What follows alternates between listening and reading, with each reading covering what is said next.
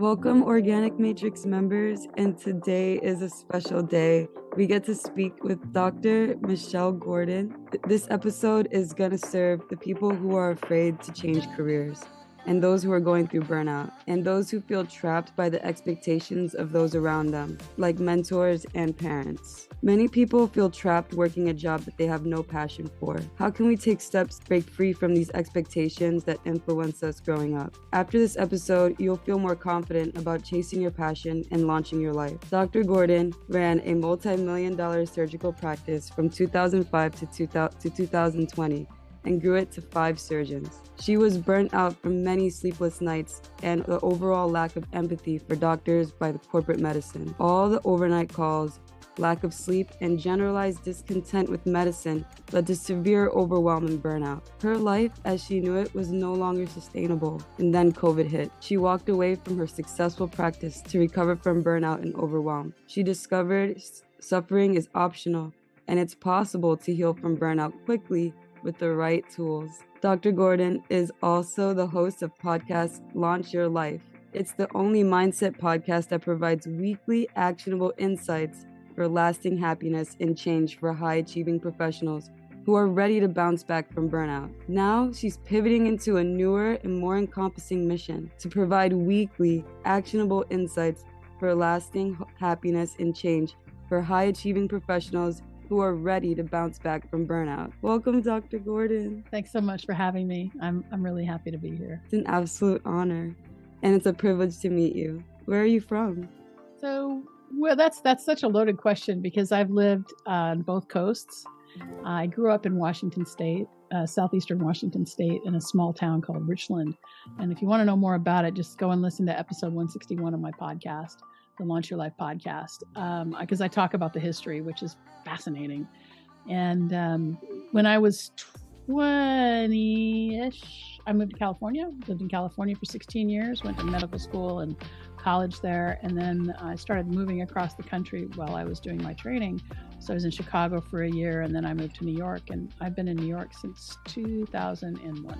What is the differences that you see living in New York City and then coming from Washington? Well, first of all, I don't live in the city. I live in the suburbs. I'm only about an hour away from the city, so it's still pretty city-like. So I grew up in a really small farming town in Washington State, and it's not so small now, but it was also a think tank, and so there's a really high education expectation in that town. But things aren't. It's just really different because people in New York are really jaded, and and people on the West Coast are much more caring. And I think that and it's not that people in New York don't care, because they do, but it's just a different type of caring. And then the topography. For me, it's so difficult, especially in the winter when even though there's no leaves on the trees, you just can't see anywhere. I mean, I come from the desert, and so I'm used to seeing miles and miles and miles. And here in New York, you just don't, the Northeast, you just don't see that. And so it's been a challenge. Yeah. Well, I'm born and grew up in New York, so I could agree to your statements. I much love life in the South or away from the smog. How is it like building a multi-million-dollar surgical practice? It was really interesting building that practice. As I started to grow it, I, obviously hired surgeons. And the big discovery for me was that I did not like leading surgeons. I found that, surgeons have to be competent, right? Not only are they opening your body and fixing you, but they also have to have a lot of confidence. And sometimes that confidence translates into arrogance and the unwillingness to follow the leader. And so it was really, really hard to lead surgeons, and I hated it. And so as I started to realize this, it made it easier to kind of wind down. And I mean, some people always are easier to lead than others, but when you're an employee, you kind of have to do what the boss says, and a lot of surgeons have a hard time being employees. How did you find the surgeons that you worked with? Oh, I advertised. It was, sometimes I used a headhunter, and sometimes I just advertised and word of mouth and that sort of thing. That's amazing. So you had like your own private practice, and you gathered all your people on your own.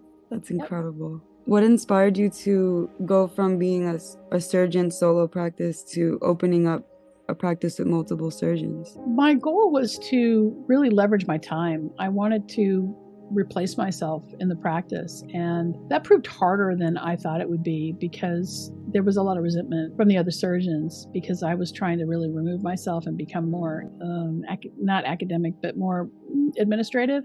Mm-hmm. And there was a lot of resentment from the other surgeons about that, and I don't know if it was just like not clear communication. I mean, I don't know now. It doesn't matter because I closed the practice. I recently had an experience of starting a business. It didn't like last too long because there's a lot that goes into it that it's hard to see from the outside looking in. And yeah, I experienced a lot of like being like 25 and then having like the people I was working with working under me that were the same age. They were like, I felt like they thought they could do what I was doing better. Yeah. I think that for me, it was, the burden when you have a big team or when you have, professionals working for you is sometimes it was scary because, I had to make payroll. Mm-hmm. And as Obamacare came and then surprise bill laws and medicine really changed, getting the money in became more and more of a burden. And in fact, I'm still owed millions of dollars by health insurance companies that, I'm still in the process of trying to get 5 years later. So the system in America is built to not pay doctors. It's built to collect premiums and not pay them out. I'm really grateful that you can tell us how it looks like to be a doctor. Yeah, so I would love to, break down how you were able to step away from something like you invested so much time in. Yeah. So one thing that I talk about on my podcast is how I created this belief that I needed to become a doctor. And what happened was my mom, when I was a little kid, was talking about her two brothers who were doctors. And because as children, we want to make sense of things we hear, what I did was I heard my mom say they're doctors, they're rich. That was really the thing. And my mom really valued wealth. It was really important to her. And so I kind of adopted that and thought, I want to make my mom happy. And I built this belief that the only way I could make money was to be a doctor. And that program ran in my subconscious probably until the end of 2018 when I uncovered it. And I realized that it was, kind of bullshit.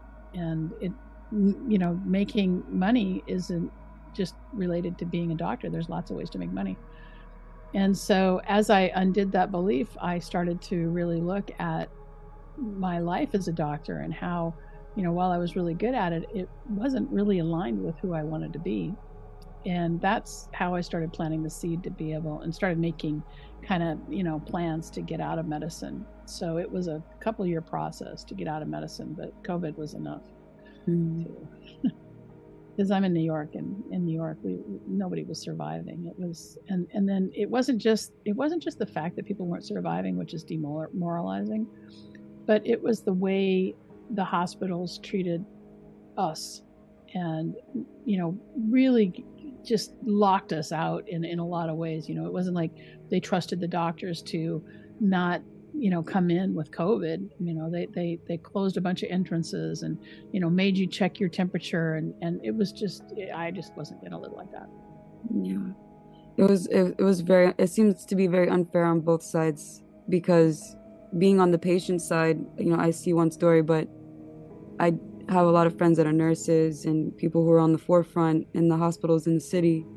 And also what was crazy is I was able to see my mom's text messages. See like her data, see what her experience was like before she was unable to speak. And it was mayhem. You have nurses and doctors working ungodly shifts, like getting no break. How can we expect our healthcare providers to give us the best care if they have no rest? Well, that's true. And that is, doctors are, it's not just that. I mean, the way that there's a double standard, between the way that administration looks at nurses versus doctors. Doctors are expected to work for free. Nurses are expected to work for pay. They don't pay doctors by the hour. It was really interesting to see how they expected doctors to volunteer their time, but they were paying nurses bonuses of up to $10,000, and it's just a double standard. Mm-hmm. And not to say that nurses aren't worth it, because they are, but we go through a lot more education, and the cheapening of the word doctor to provider, and all of these ways that the doctor moniker has just been devalued over the years by insurance companies, by administration, and for every hospital and healthcare system now, there's about 5 administrators for each doctor. I mean, why? Yeah. And I also thought it was strange that there was some doctors trying to offer ivermectin, like different styles of medicine to help people.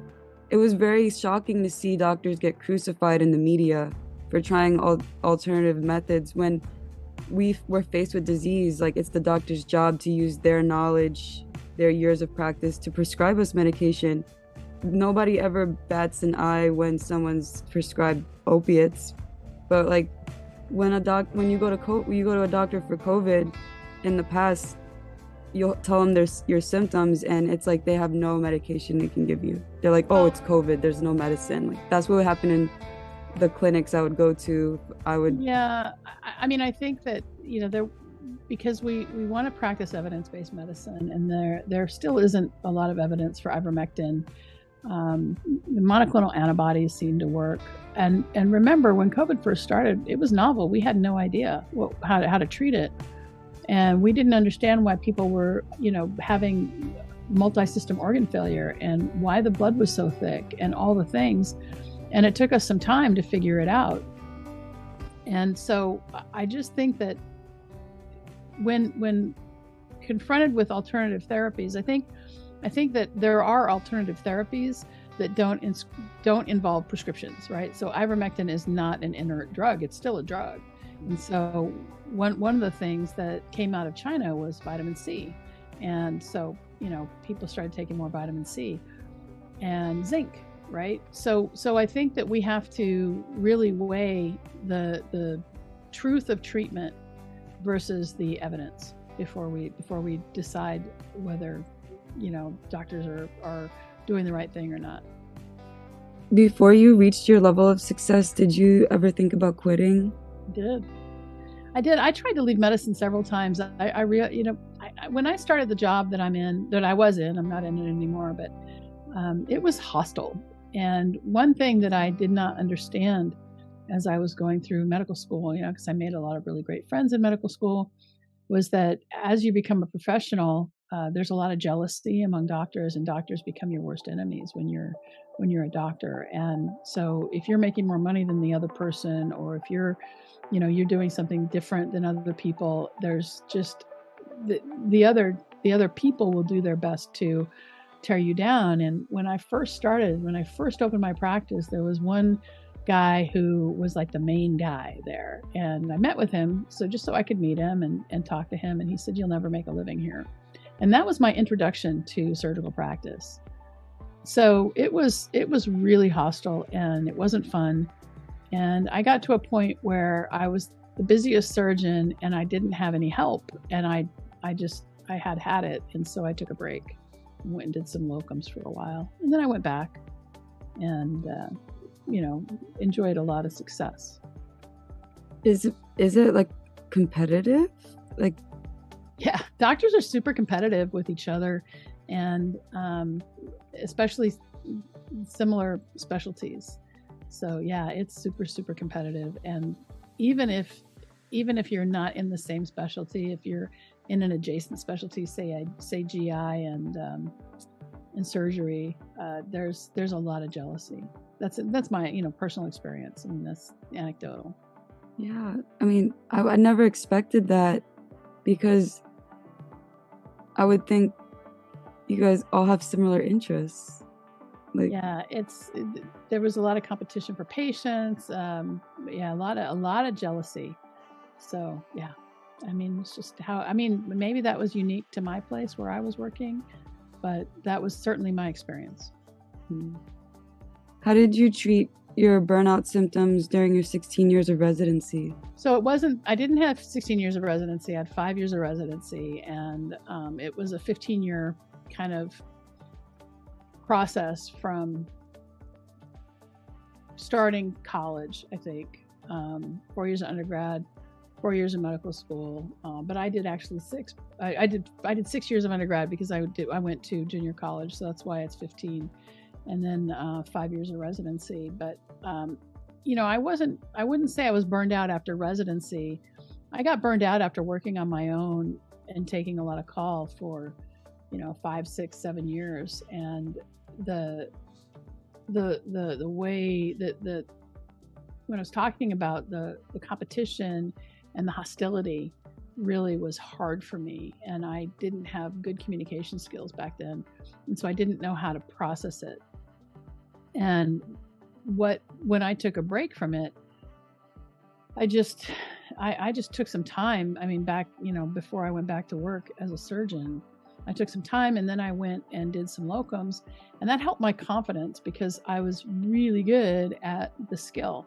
And so when I went back to work at that hospital, I had a lot of confidence, and that made it easier for me to grow my practice. But I worked for 15 years as a surgeon, and when I stopped working in July of 2020, I threw myself into my new business, actually, and thinking that by just going into action, everything was going to be good. And what I really realized was that throughout the pandemic, it took me a couple years to understand what I really wanted to do and how I wanted to help people. And I initially started helping people in menopause because I thought that was where there was a lot of need. And while there is need for help for women in menopause, I realized that it isn't about menopause, what I can do to help you. It's really about the opportunity that menopause gives us for reinvention. And it doesn't even have to be menopause. I mean, anybody can reinvent at any time. It just has to do with uncovering the beliefs that are holding you back. I was watching some of your podcasts, and you mentioned that like when we hit puberty, we get this talk. I remember seeing that you were saying that we get prepared to hit puberty, and we get these books and we get the talk, but then when we hit the age of menopause, there's no talk. Like it's just okay, deal with it.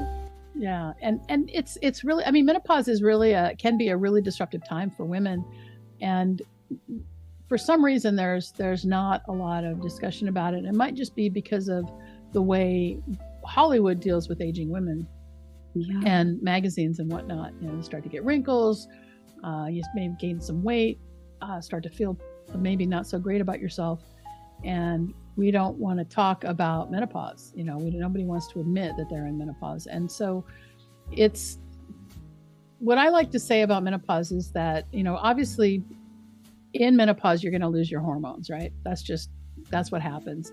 And anyone who tells you can balance your hormones in menopause is feeding you a line of bullshit. Mm-hmm. There is no possibility you can balance your hormones in menopause because you're going to lose them. And it infuriates me because it's just predatory marketing.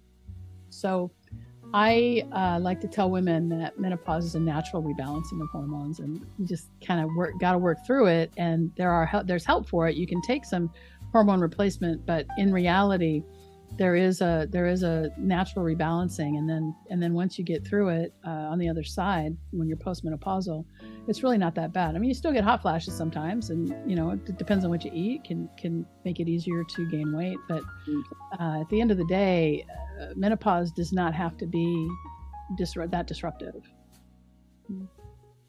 What are some ways women can regulate get used to the changes happening in their bodies with menopause? So I think that the couple things you can do and this goes for anyone. We eat a lot of foods that are disrupting to our hormones. And so I recommend that everyone get off of any seed oil. So there are 6 of them that are really bad: corn, canola, cottonseed, soy, safflower, and sunflower. So if you can get off those oils, your hormones are going to be much more healthy because fat is the building block of hormones. So we start there. The other thing is refined sugar and refined carbs. When you're just feeding your body all of these refined carbs, your pancreas never gets a rest. And so then you can develop what's called insulin resistance. And that's why we have so much type 2 diabetes in our country. So those two lifestyle modifications can really affect you down the road and can make menopause a much easier time for you if you're young. And if you're in menopause and you stop those things, you're going to feel better. Those tips are great for like everybody, even men, because the sperm count dropping so much in the United States, it has to be contributed to these seed oils and these processed foods. And yeah, I mean, America has a lot of things that are illegal, in our food that are illegal everywhere else in the world. And I've seen, again, anecdotal, but people who go to other countries eat exactly the same foods, Cocoa Puffs and, whatever they are, right? They eat the foods, the snack foods and things like that, and they lose weight because they have different chemicals in them. A lot of the chemicals are not allowed. What? They lose weight eating the same way? Eating the same way, yeah. That's incredible. That's just how it is. I mean, America's food policy, remember, it's really important that we wake up to the fact that America is the home of the corporation and the land of the profit. So it's not really the home of the free and the land of the brave. And it's not about, pulling yourself up by the bootstraps or anything. It is truly about corporate profit. More than anything else, the whole government is centered around corporate profit and corporate greed. And so when you can wake up to that and realize that, then you can realize that all the advertising that you're bombarded with every day is really just, it's designed to get you to consume. Yeah. And you're not going to be happier with more stuff. You're not going to be happier with more stuff. More stuff does not do anything for you. What can make you happy is having a lot of money in the bank when you retire. And that comes from living below your means and saving. I think it's so true. And to bring that to story, like when I was little, because the thing is, as an adult, the way I see it is like we're always like the same children. We just grow a bigger vocabulary. Like, yeah. So, but when I was younger, I used to have to go to my grandmother's house every Saturday when my parents would go to work, and she only spoke Spanish. I don't speak Spanish. I speak broken Spanish, but so there was a language barrier, and I'd be bored. But the times where I would bring all of my toys, like 25 different toys, it would be like too many options. Like I wouldn't even use them. I was overwhelmed by all the things I can do. But the times I brought like 3 toys, maybe 2 toys, I had the most entertaining time, like the best time. And like I learned very young that having more isn't better. Sometimes it's overwhelming. Yeah, that's great. That's a great insight. The younger you can be when you start to realize that, the better your life is going to be as you grow older. When did you start adopting the way you saw how corporate works? When did you start seeing like I think that happened for me when I started realizing that insurance companies were out to not pay me as a doctor, and that even though I provided care to their insured that was life-saving, they would deny the claim because that was just the standard thing, was to just deny claims. And trying to get paid became, I had like 5 people working all, full time just on denied claims. Wow.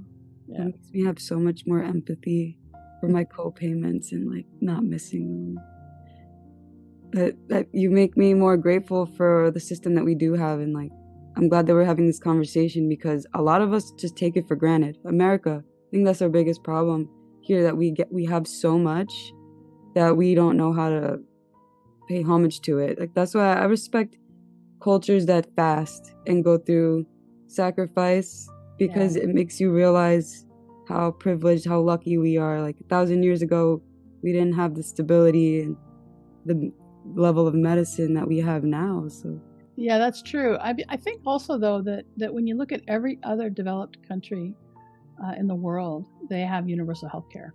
Mhm. Every other developed country. And the reason why we don't is because of the insurance lobby. And if we could get rid of the insurance lobby and the for-profit insurance companies, we would have more than enough money to fund, universal health care and still, pay doctors a decent salary. At least give you guys a scholarship. You're going to be healing us. So after you left your surgical practice, how did you begin to heal from burnout and find how you really wanted to serve your community? Yeah, so I threw myself into my work, and I realized that I was doing work that wasn't fulfilling to me. And so I took some time off and did some traveling, and I actually did some soul searching. And to tell you the truth, sometimes recovering from burnout feels like shit. It really does. I mean, I drive a Tesla, and I took it across the country because I was tired of New York winters and I was done doing a New York winter. So last February, I drove from New York to California, and I just took this time to think about what I wanted in life and try and get an idea of what I wanted my life to look like.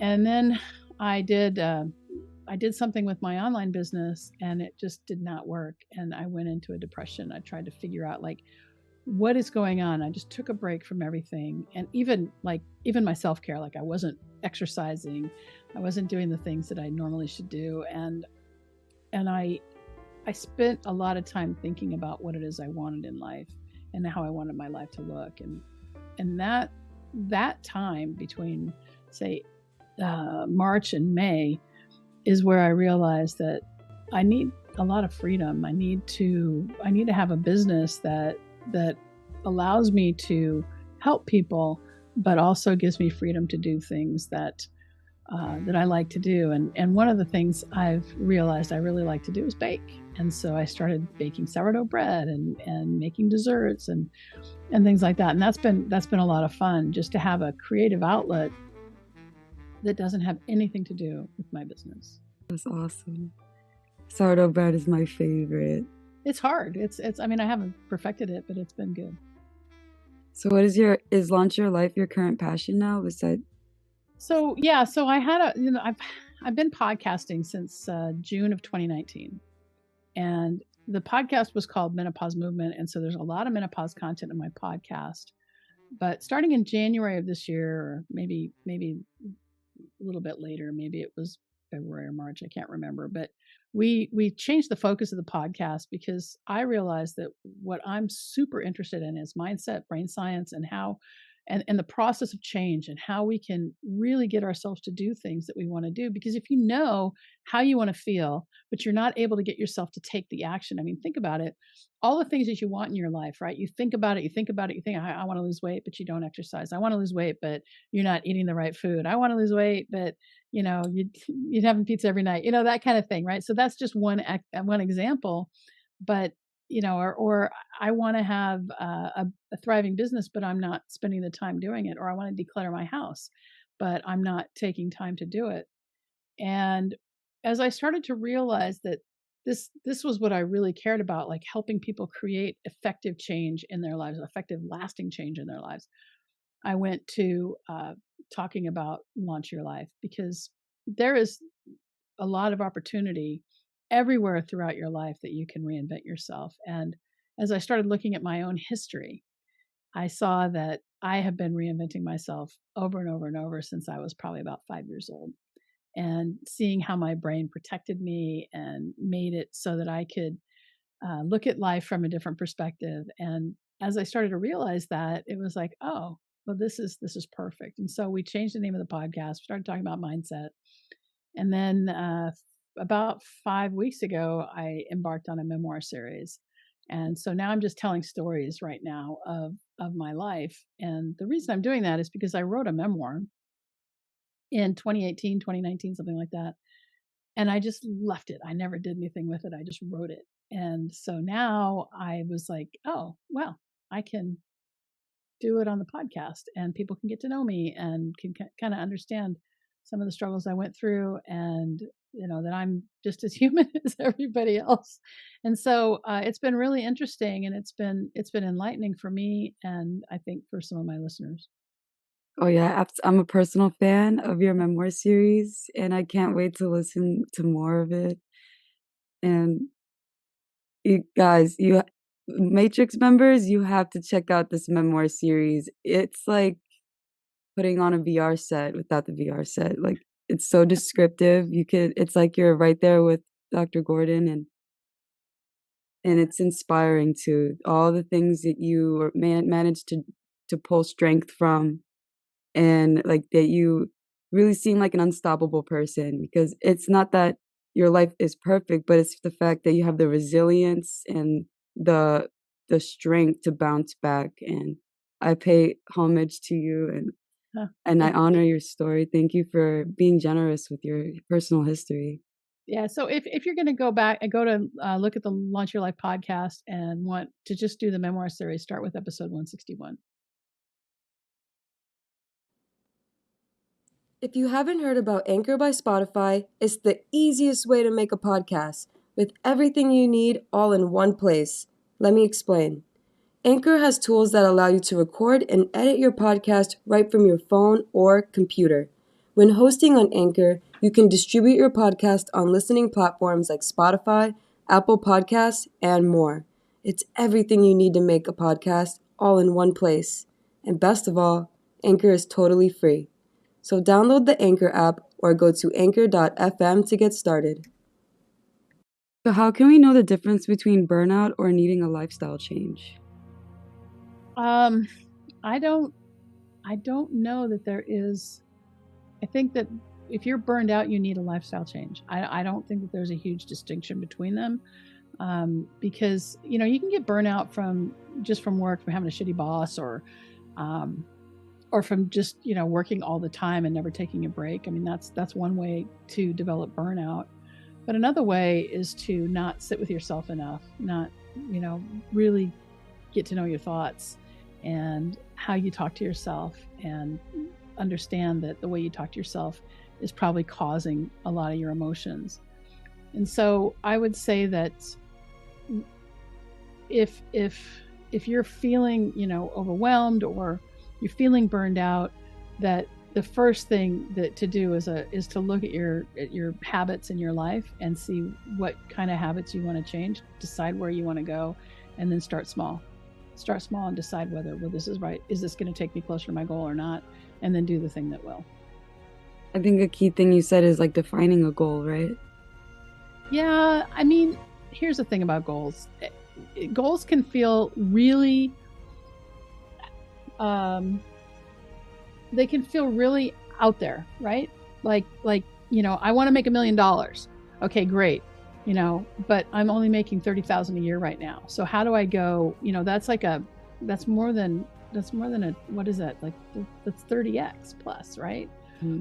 And so how do I go 10x or 1x? How do I double my income? So we've got to start with realistic things, and it's not that you don't want a big, hairy, audacious goal, because you do, because a strong vision is going to pull you forward. You want to have a really strong vision, but you've got to get to things that are realistic, that you can control, right? So what can I control right now? I can control my thoughts. I can control, how I'm feeling. I can control whether I move my body. I control what I put in my mouth. And so when you start to realize that, and start to understand that the only thing you truly have control over in your life is your reactions to things, then you can start to say, okay, well, this is how I want to react to this, and this is how I want to react to that. And I'll tell you, I used to think that I was fat all the time. Now, I still have body dysmorphia. I still look in the mirror and think I'm fat. I'm not going to say that stopped. But what I did was I would look in the mirror, and every time I looked in the mirror, I said, I hate you. I hate this body. I hate you. And I sat with that, and I thought, if I had a kid and I told my kid I hated them, would they be motivated to take action to change the way they looked? And of course, the answer was no. And so I said, well, how can I get myself to take action to like my body more, rather than just like gaslighting myself into saying I love myself, right? So what I did was I said, every time I look in the mirror, I'm going to say, even though my mind might say, I hate you, I'm going to change that to I love you. And then I'm going to make sure that I take an action every day that's going to take me closer to taking care of my body. And that worked. That was at the end of 2018. And by 2019, 2020, I was running 5-6 miles a day and, started to feel a lot better about myself. Incredible. That's a lot of stamina. I love what you said about like comparing it to if you were talking to a child. That was something that I had to do, and I love how it comes back to like the inner child that we're always have that inner child within us. And when I was healing after my mom passed away, of course, a lot of things surface. You have memories and you start to look at things a different way. And I realized like I was speaking to myself the way she used to speak to me. But then now that her voice isn't there, I was able to actually make adjustments and change my tonality and accept that I could heal from certain memories that used to weigh me down. And well, I mean, every one of us has a child in us, right? And one thing that we forget, right? So if, let's say, like me, you were the, you were the sexual object of somebody as a child.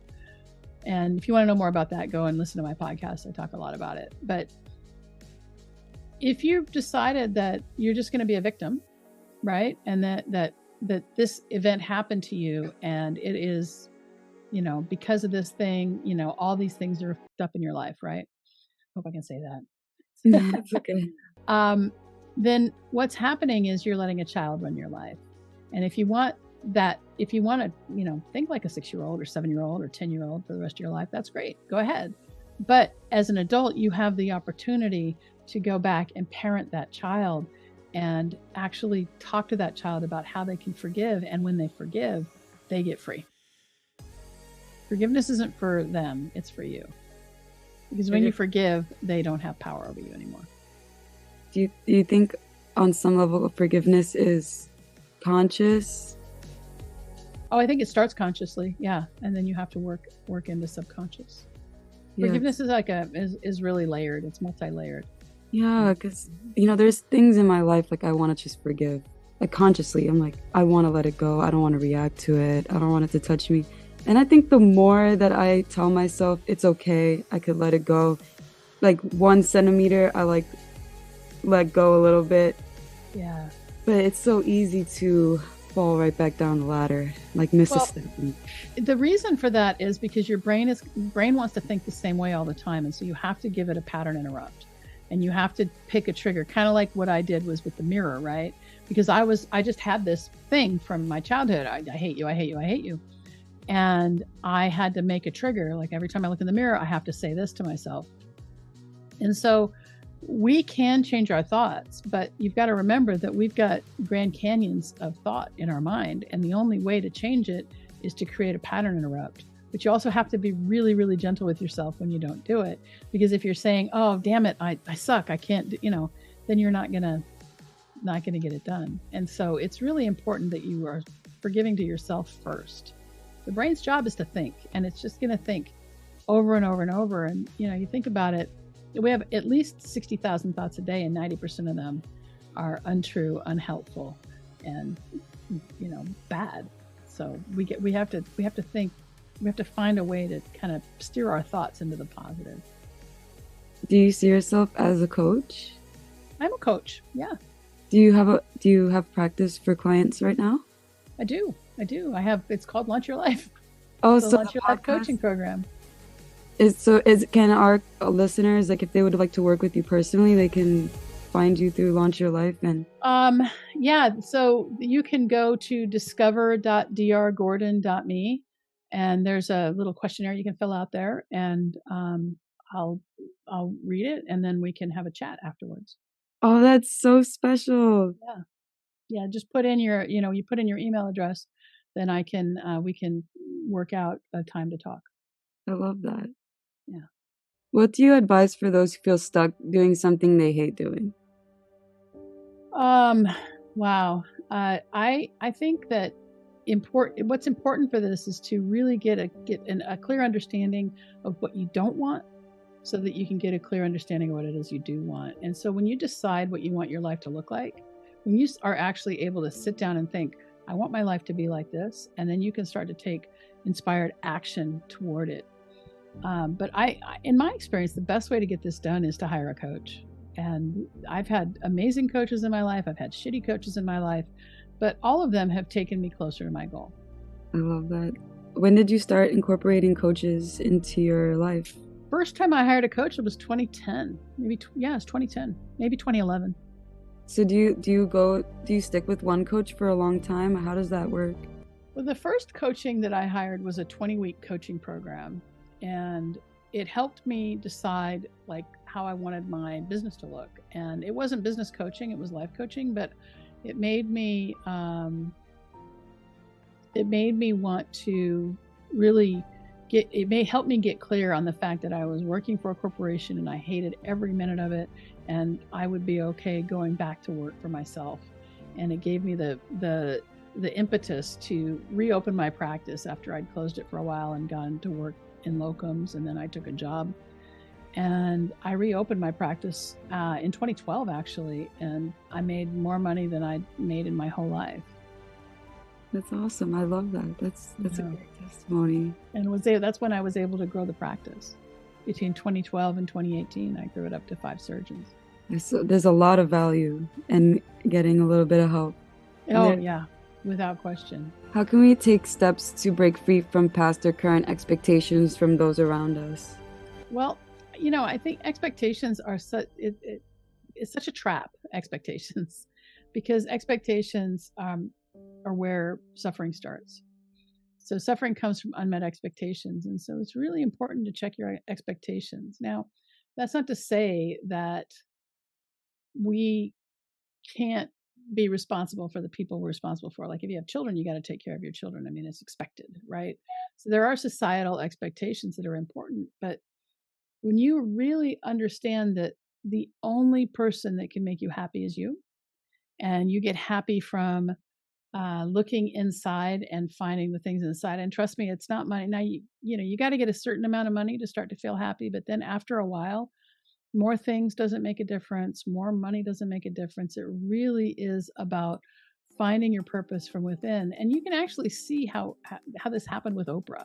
So if you look back, I mean, some of you are probably too young to remember when Oprah got started, but Oprah got started she was an anchor on a Chicago news station, I think. She got fired from that, and then she started her talk show, and she was able to grow her influence and make a lot of money. But you can see that she started just talking to people, and then she started talking to Dr. Phil, and then she started talking to thought leaders in the spiritual space like Eckhart Tolle and people like that. And what I think is so interesting about that is that as you get your basic needs met, you start to have the opportunity for self-actualization, and you start to look for a greater purpose and a greater meaning. And when you do that, you can start to examine the thought patterns, the beliefs, everything that has welled up from your childhood. Remember that every limit you have in your life is in your mind. And the sooner you start to understand this, the sooner you can break free and create the life of your dreams. I love that you brought that up, and that's something that I talk about a lot with my friends and family, where we have to get out of this survival mode. Like, doesn't know life outside of anxiety and impending doom, but they don't know better. They had that impending doom their whole life. I was the one privileged to not experience that. I got to see the shadows on their walls and not really feel the heat of their flame. And it's hard because I have to have gratitude. At first I used to get frustrated. I'm like, why do you guys act like that? But now I'm like, I have gratitude. I'm like, well, thanks for sacrificing all that for us to live a different life. But then I pray for her healing. I pray for my family's healing. Eckhart Tolle and into it, because he talks about this in the New Earth book that he wrote. And it's that we inherit these roles and we kind of forget about our identity, and we adopt society's identity, and then life changes. I'll have to find myself again. Yeah. Yeah. Yeah, I think that, and that's another, reason why I started talking about menopause, because, we have this opportunity in menopause to really look at our identity. Like, who am I now? My kids are gone. Maybe my marriage broke up. Maybe my marriage is stronger. But who am I now? And so it's a really good opportunity to reinvent yourself or to relaunch your life. What's some advice you can give someone like who is striving to satisfy a parental view and dedicated years to it, and then now they want to change their mind, find passion? Well, I mean, I think that my story is really a testament to that, right? I realized that I became a doctor because it was something my mom wanted. Is that my 5-year-old self wanted to please my mom, and at the end of the day, while I made a lot of money, it wasn't very fulfilling. So I think that it's really important. Usually, once you find your purpose and your passion, the money follows. And so it's so important to feel aligned and to feel like you're really living in alignment with what your true calling is. And it might feel real shitty for a while, not knowing what that is, and trying to find your purpose. And I read an exercise once, like, what is my purpose? And you just write down things until you cry. I never cried, right? So, like, what do I think one of the ways to find your purpose is to think about things that just come really, really easily to you, things that you take advantage of, but people come and get help from you for. And that's one place to really start to take a look at what your strengths are and how you can double down on those. Oh, that's fantastic, clear advice. And I love it. It aligns with what I'm doing now with the podcast, because in the beginning I was like, I don't want to go to college. I feel like if I dedicate the amount of time, effort, and energy that I would be doing reports and talking to professors, I was like, but when I do a report, only my professor sees it. It's not going to get published. I was like, there has to be something else to do. So I started writing my own reports, putting them on my blog. And I started podcasting because I want to talk to inspiring professionals like you that I could directly learn from. And because I always loved talking. And of course, it was difficult to think, well, how am I going to get paid to talk? Like, how am I going to sustain myself? But you're right. Like, once you find your passion, the money follows. And it is frustrating because it takes a long time. But like, the important thing is what you said, the personal expertise and like feeling confident, and then knowing that the little thing that you're doing helps someone somewhere. Yeah. So just remember that, I think other than professional rules that require certification, like doctoring and lawyering and things like that, almost any other knowledge is available to you for free on the internet. And there's the only reason why college, I think, is important is because it takes you along a path where you have accountability, and you can probably do a lot of the same stuff with a qualified coach who can keep you on track. And so it's really, I mean, especially for young people now, if you want to learn how to code, you can just go to Google School, and it's free or maybe low cost, and you can just start to learn how to code, and then you can go and make a couple $100,000 a year. So there's really, I don't think, any reason for college unless you want to do a profession like doctoring or lawyering or physical therapy, something in the healthcare field, something in the professional field like that. But I don't think you really need it anymore.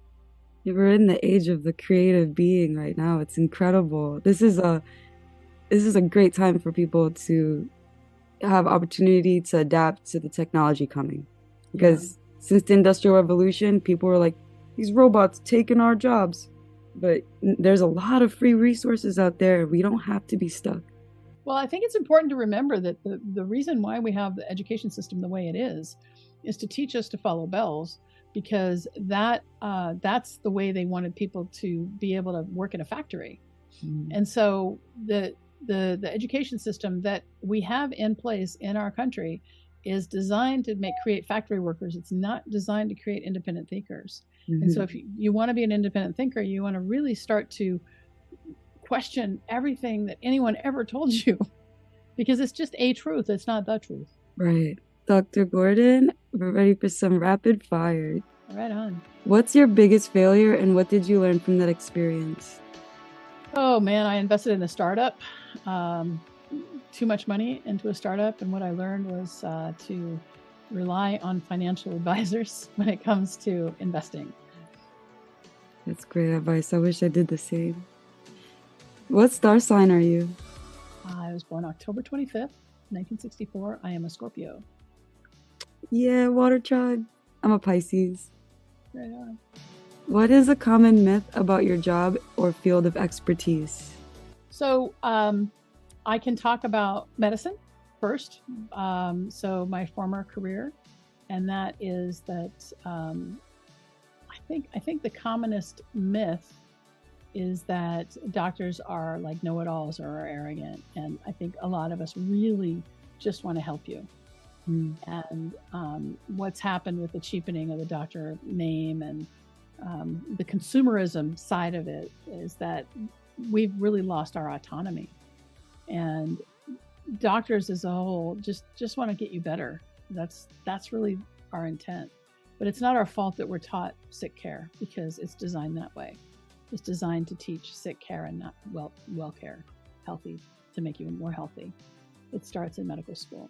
And I think the common myth about coaching, especially life coaches, is that a lot of life coaches don't really know what they're doing, or that it's like bullshit, right? And I've had therapy and I've had life coaches, and I paid therapists a lot of money, and I've made much greater strides in my life when I had somebody who was pointing out where my beliefs were holding me back. And that's what a life coach can do for you. So, Dr. Gordon, can you tell us more about the services you offer now and how our audience... I know you briefly mentioned discover.me. Discover.drgordon.me. Yeah, that's how you can you can fill out, it's a questionnaire, and then that's how you can get in the pipeline to work with me. I offer a quarterly, it's called Launch Your Life, and it's a quarterly thing where we figure out what we want to get done that quarter, and then we break it down into monthly goals and weekly goals and daily accountability, and then we meet once a week to talk about it and to work on our mindset. So that's one aspect that I offer. And then I have a kind of a Launch Your Life Self course that's an 8-week cohort, and that is really getting down to your relationship with yourself and how to make it the best relationship in your life. And then what does that look like, and how are you going to impact the world, and what kind of legacy you want to leave. Thank you so much, Dr. Gordon. And to our listeners here, you know you're going to be in good hands working with Dr. Gordon. She's going to provide you the tools to build the confidence to see your vision. And I'm personally curious about it. Well, thank you so much for your time, Dr. Gordon. And I would look forward to possibly working with you again in the future. Awesome. Thanks so much for having me. I appreciate it. It's an absolute pleasure.